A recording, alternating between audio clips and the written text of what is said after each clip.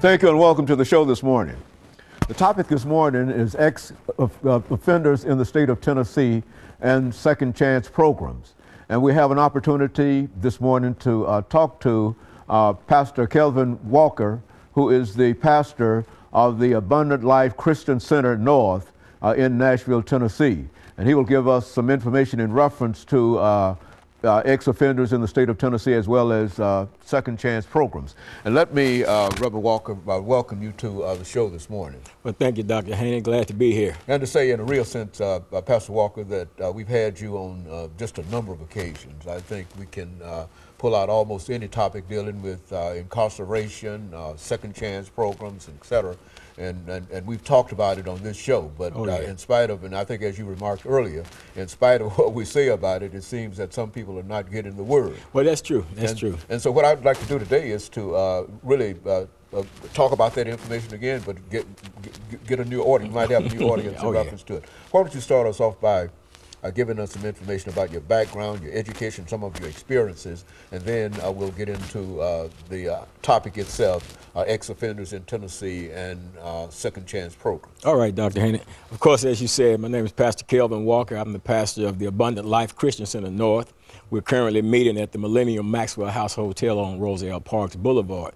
I was born here in Nashville, native Nashvilleian, raised up here in the public school system.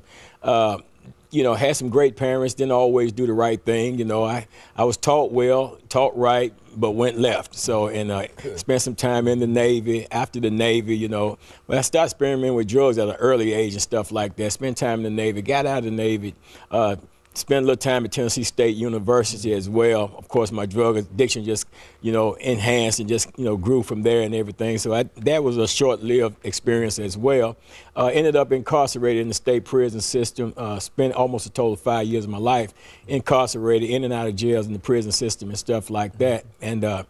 And back in 1986, you know, after having spent 17 years in active drug addiction, the Lord called me out of that affliction and called me into ministry, and I've been serving him ever since that time. And I have a compassion, you know, for people, especially those people, Dr. Haney, that have or are experiencing some of the things that I've experienced in life. And my calling and my assignment is to go and bring those people up out of those dark holes of life and bring them into the light.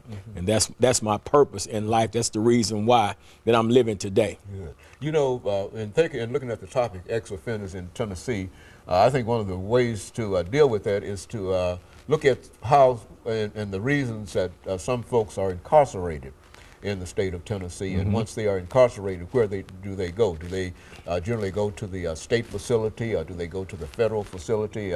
Where do they go? And, you know, sort of give us that kind of information in reference to this topic. Well, of course, we know an individual will commit a crime, and of course, then they're going through the court system, I guess the word where they're adjudicated through the system.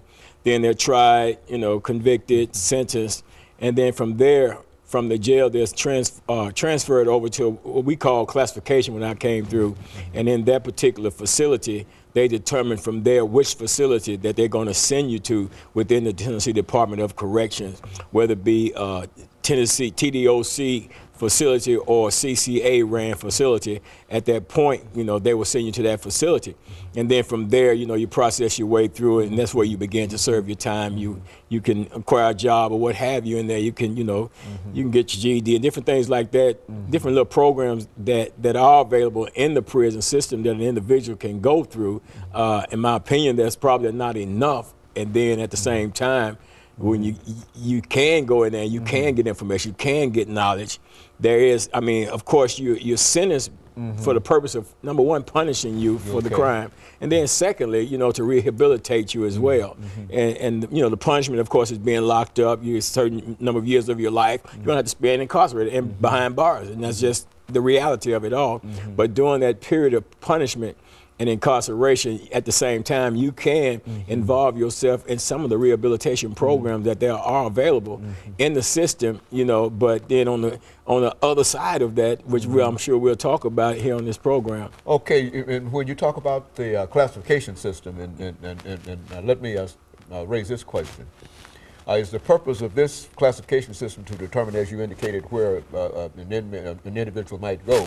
But is that done by some kind of a battery, a test? Or how do they eventually make that decision as to where to send a person to? I don't know how the exact system that they use to determine where an individual goes. Probably somebody just say, okay, you're going there. That's what I was thinking. Probably, I don't think. But now, the individuals that are there, do they have, in chance, you're there now, and now you have to make a decision as to where you're going to spend some time. Do they make a choice in terms of, in their own minds, where they would like to go? And that's what that's the kind of thing I'd like to talk about. No way. And we'll be back with our audience following this very, very short commercial break.